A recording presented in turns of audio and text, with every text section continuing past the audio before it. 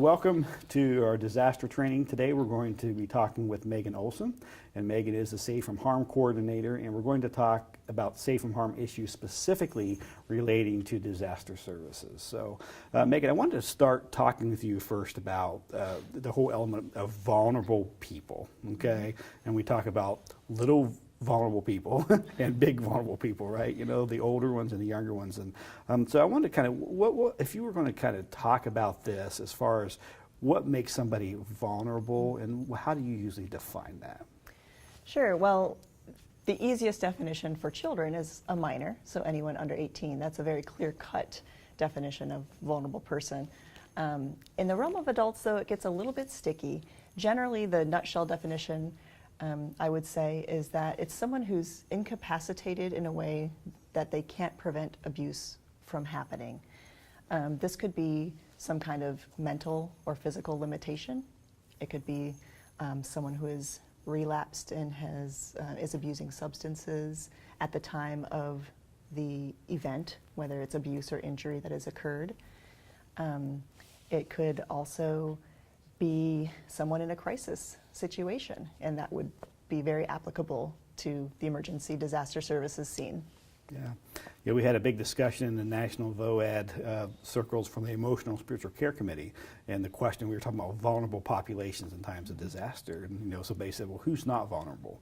Because in times of disaster, you know, things that people who are normally well-functioning can take care of themselves, their children, and that, all that, when the levels of stress increase, that changes pretty dramatically. And so there is a higher level of vulnerability, I say, across the board for everybody in times of crisis, trauma, and disaster. You know, so that even exacerbates even more, you know, those ones who were already more vulnerable to begin with. Certainly, I can see how someone's psychological state can be a little more volatile at that time of crisis, where they might not be able to make the same wise decisions that they could before the crisis occurred. Right, right. So one of the big things we talk about is cognitive functioning. We always talk about, you know, when somebody is having a major loss, we talk about having grief brain or trauma brain. You know, so in disaster, we talk about having disaster brain. And people get that because what happens in times of crisis is your short-term memory goes. You have an impaired sense to make good decisions sometimes because you're overwhelmed by all the stressors of life.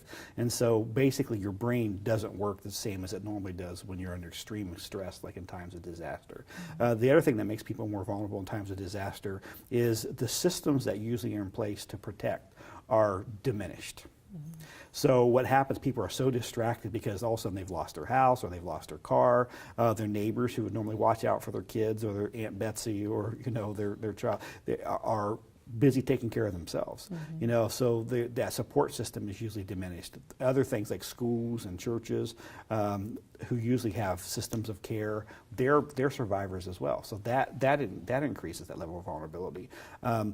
And then a lot of times the systems are in place, like the police departments and mental health systems and all those things. Even pharmacies may not be able to have the medications for people that they need, or people lost their medications. So there's, you know, it's sometimes I refer to as the perfect storm in times of disaster, because it really just creates an environment where we have to really be on guard for that. Absolutely. I think for a really sharp predator and someone who's looking to prey upon somebody, that's really an open door, because people just aren't as watchful. Everything is so scattered in their life at that time, and they're willing to trust more people just to get the things they need in the moment.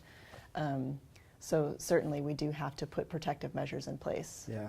So for everybody who becomes an official Salvation Army volunteer, they have to go through the background check, they have to be vetted, they have to be screened by their local entity who they're going with. But there are people who will intentionally try to infiltrate. And so if you think about disaster situations, are there any kind of examples that you can think of where we need to be extra careful because the setting has changed? You know, what makes it more complicated in a disaster to you?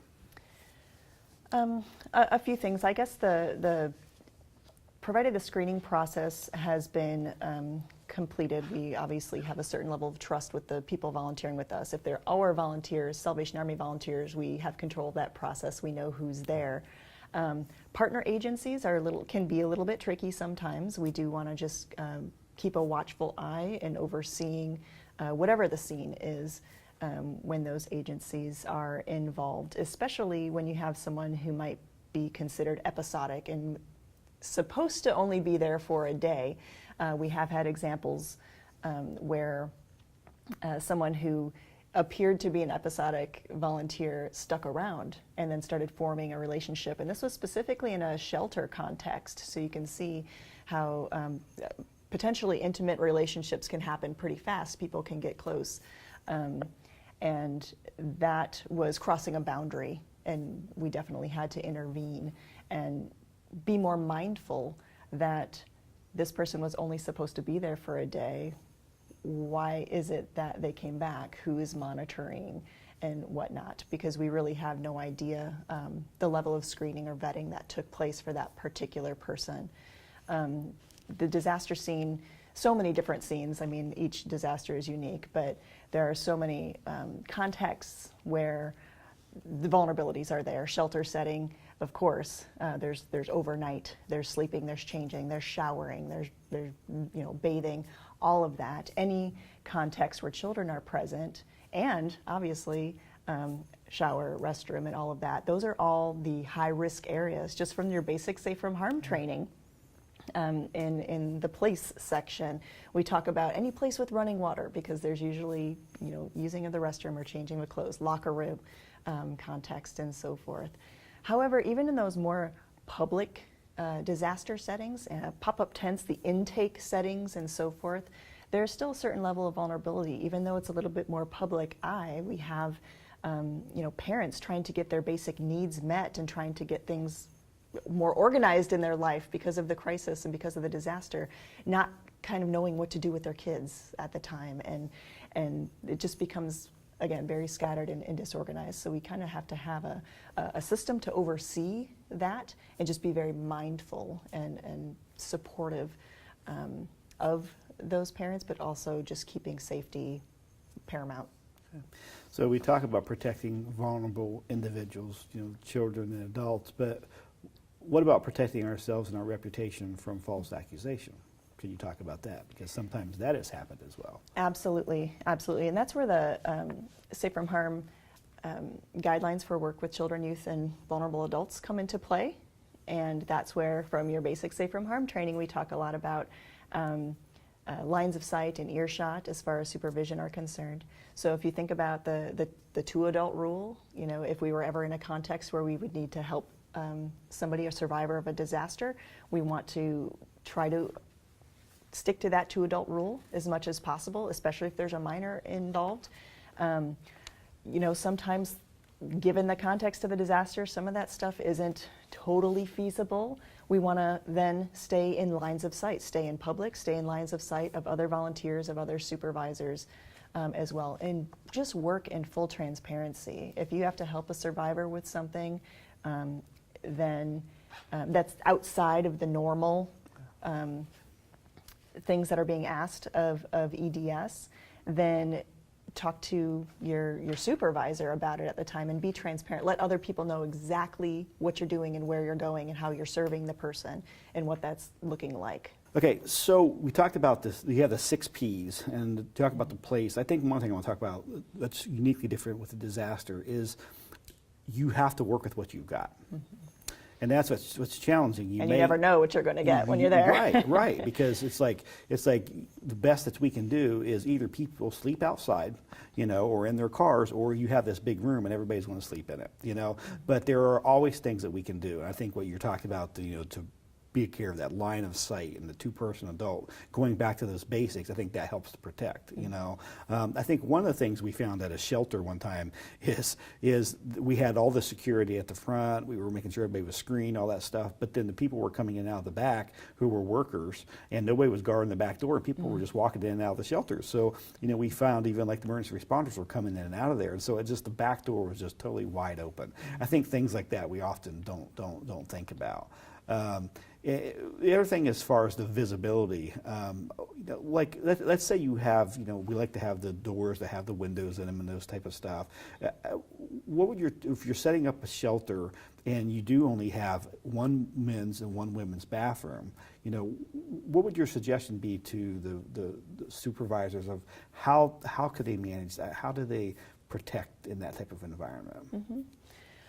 Well, absolutely. If they have a station, a desk, or kind of a post where they're serving, make that within the line of sight of the restroom, so you can kind of monitor the comings and goings of everyone, and preferably within earshot too, so you could hear signs of distress. If you hear a child screaming from the bathroom, if you hear a potential vulnerable adult screaming from the bathroom, that you could go in and check the situation.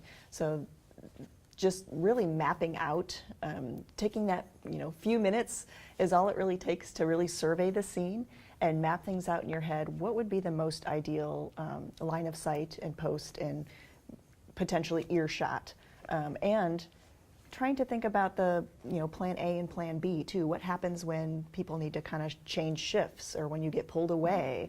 What are we going to do in that case? That's all contextual based, and it's dependent on how the scene is set up and who you're serving and all of that. All those details matter, but it doesn't hurt to try to map that out a little bit and make sure that you are discussing it with your counterparts, whoever is serving with you, so everyone's on the same page. It's a team-derived plan of action and safety for the whole setting. Okay. One of the things I want to talk about as far as the privacy piece of that.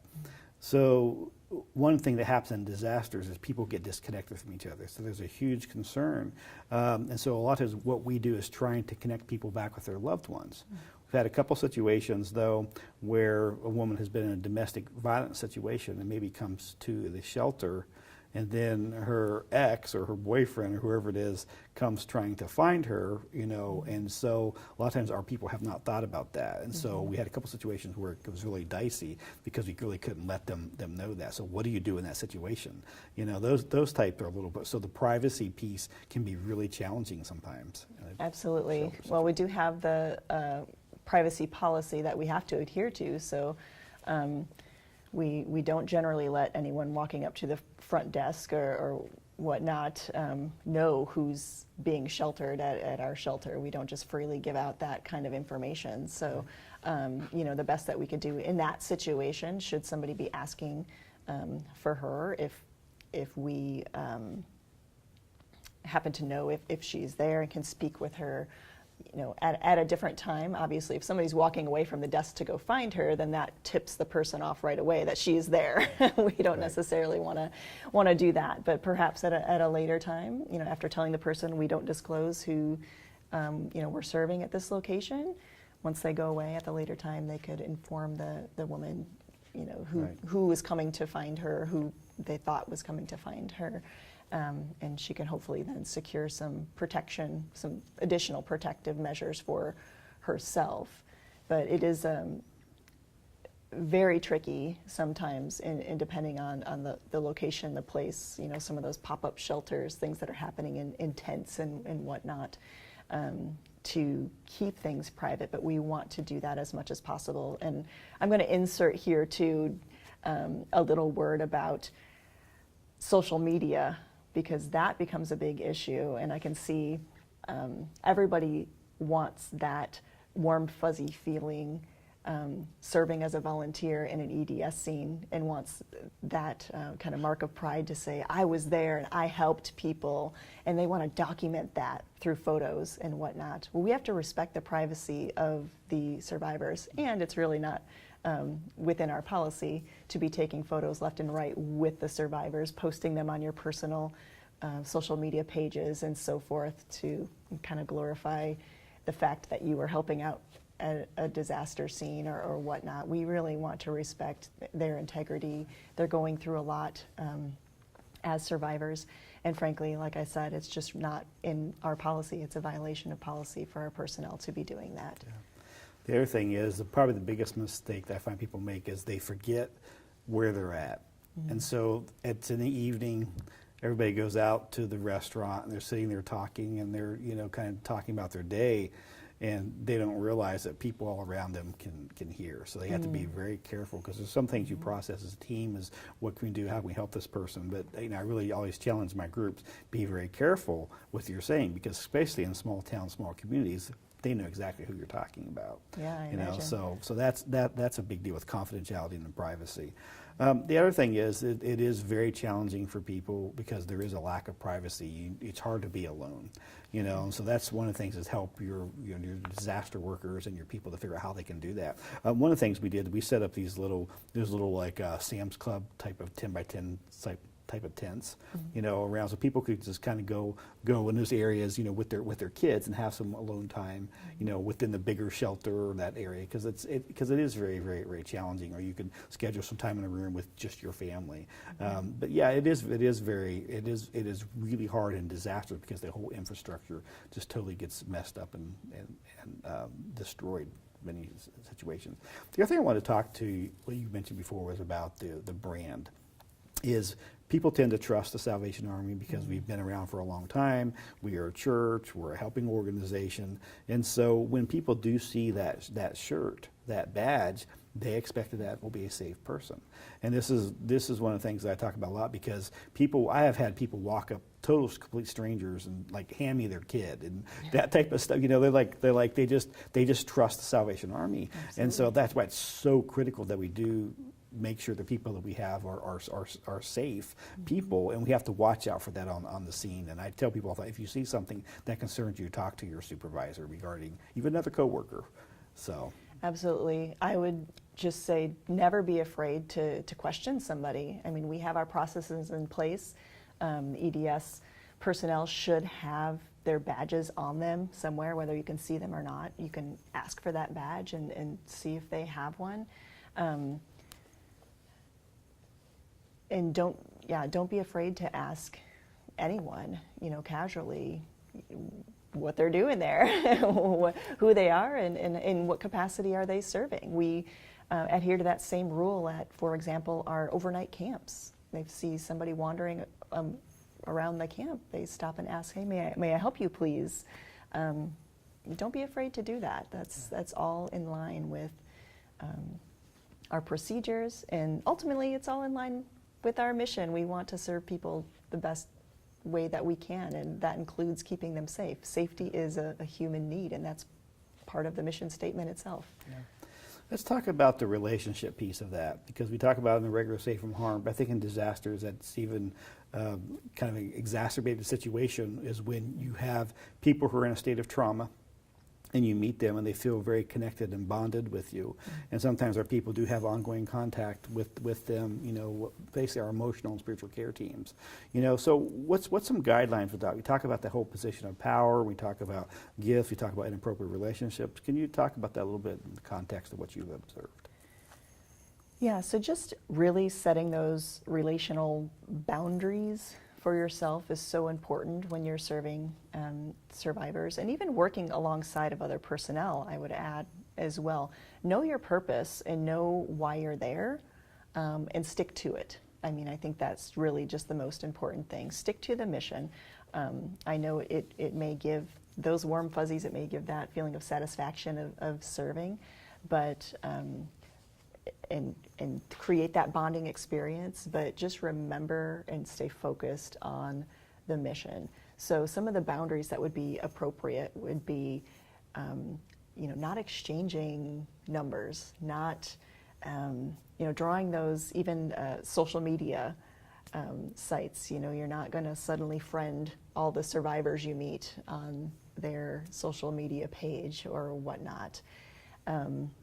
You're going to keep that boundary professional, but relational still. Obviously, amidst these times of trauma and crisis, it can create that bond. Sometimes we get romantic type relationships, and there's really no fraternization. That's policy. We don't want those relationships forming. They're just not appropriate, because you're serving as Salvation Army personnel to volunteer, and even with another volunteer. you're steering yourself away, in my opinion at least, from the mission if you're more worried about your relationship and your love life and whatnot, versus actually helping and serving, helping the organization serve survivors of a disaster. So just keeping your focus, drawing those boundaries between exchanging contact information and whatnot, keeping things totally professional. Obviously, some of the Safe from Harm guidelines would apply with that too. If you think about touching, obviously in relationships, some people are more physically affectionate than others, so keep your touching appropriate. Sometimes that can be very building up and beneficial to a survivor.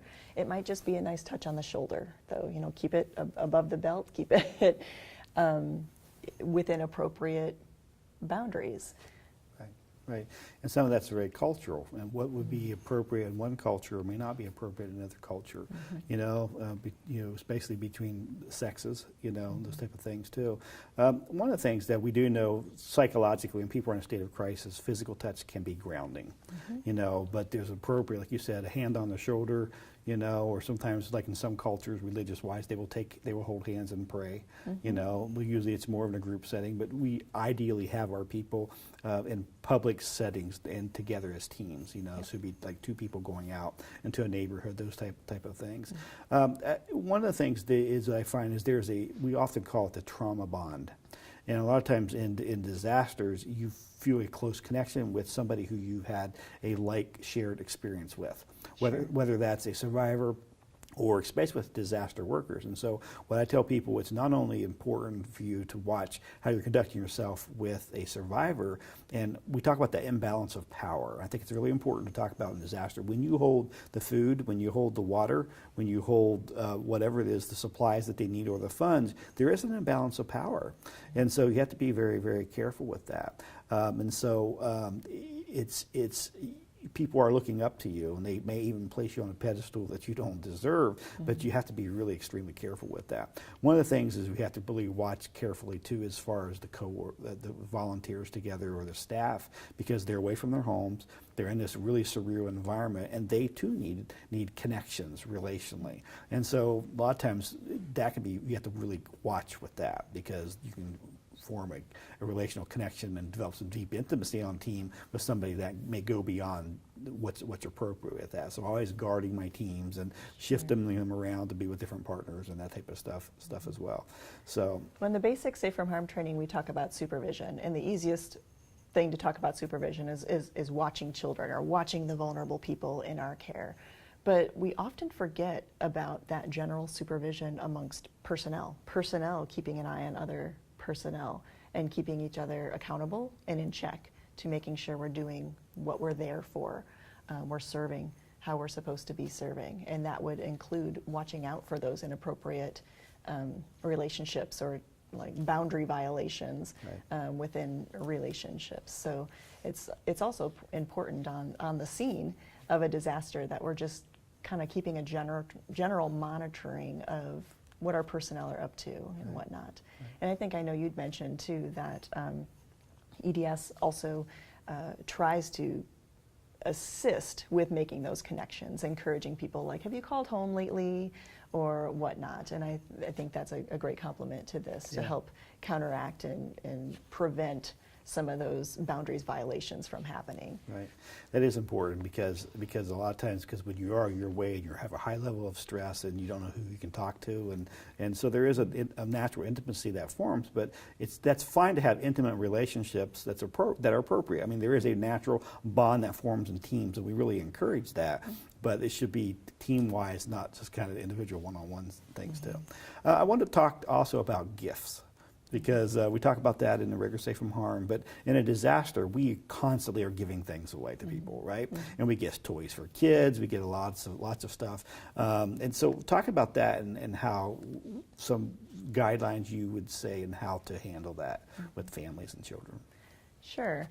Well, obviously, the gifts is a big part of a grooming process, as we learn in the regular Safe from Harm. So when we have someone who's actually a predator and seeking out to prey on someone, you'll notice that they might single somebody out and keep giving the same gifts, or not the same gifts, but giving gifts to the same people over and over, or person over and over.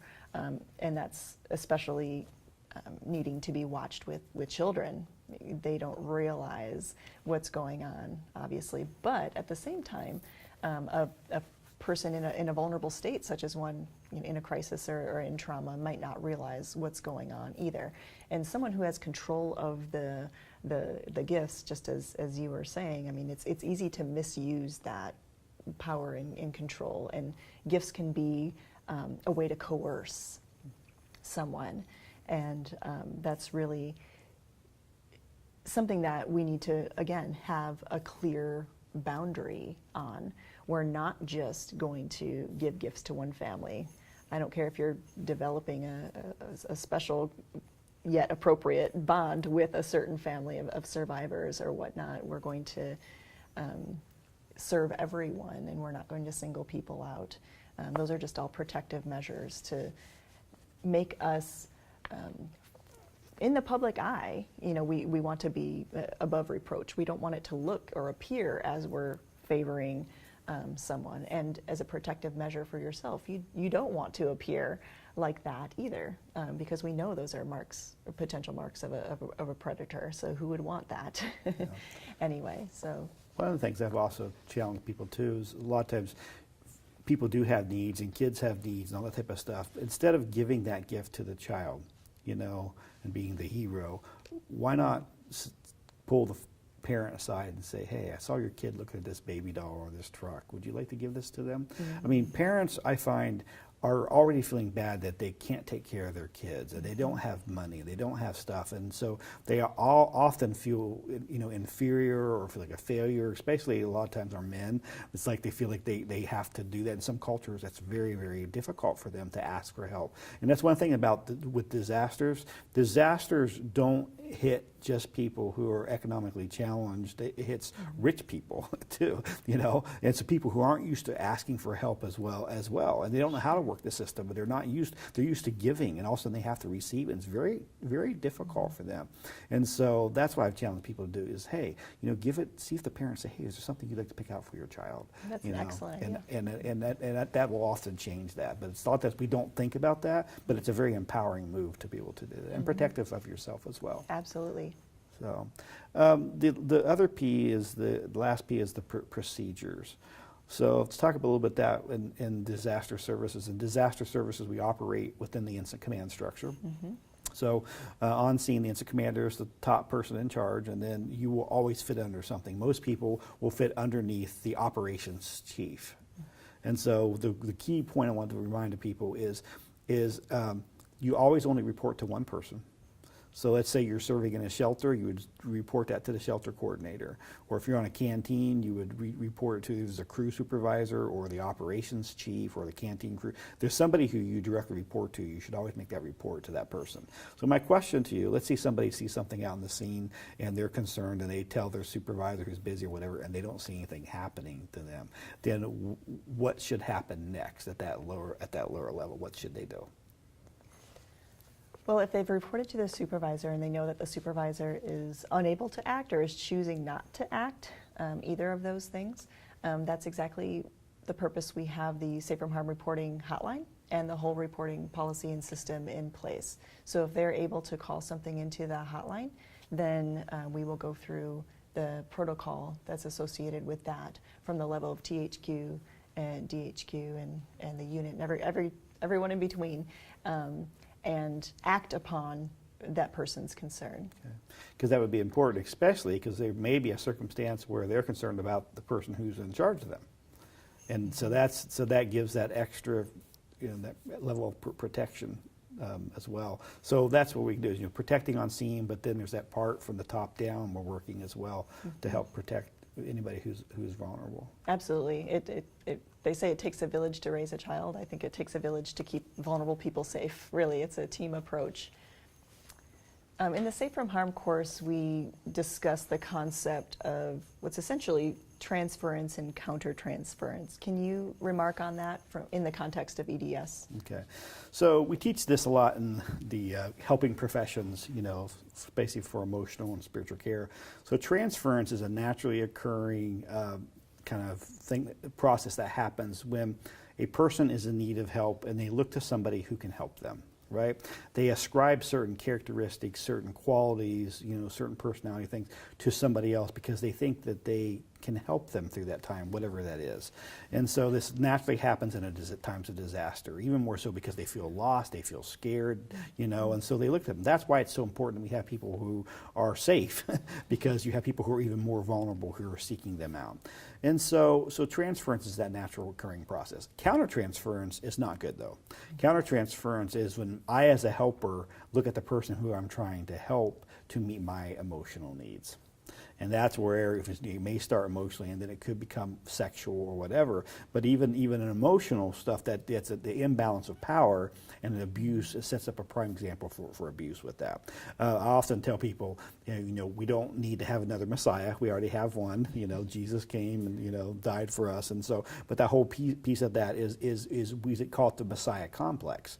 And this is one of the things I scream when my people are going on a disaster scene of what's going on back home. Because if they're having in a bad relationship back home, or they're in a bad marriage, or they're in a work environment where they don't feel valued or appreciated, and then they get to go to a disaster and they've got the clipboard and they've got the badge and they're the incident commander or they're the emotional and spiritual care provider or whatever, then it's very, very dangerous because then they think they're all that.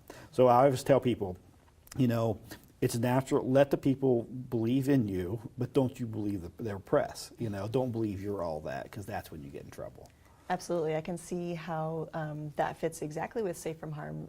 For example, with a situational abuser, all the stars are kind of in a line. It's all the contextual things that are happening around them creates that opportunity for abuse to occur, a more wide open door than they've ever had before to fall into that temptation.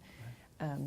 We also stress a lot in Safe from Harm that you are responsible as the adult over the minors, over the vulnerable adults and people you're serving. You are the responsible one for ensuring that the relationship is safe. That's a great responsibility, and we cannot entangle emotions within that. We have to stick to what our responsibility is and follow through to keep those clear boundaries. And it's very challenging because when you experience a traumatic event or disaster like that yourself as a helper, you are human. And I tell people, we are more like Velcro than Teflon. Things do stick to us, right?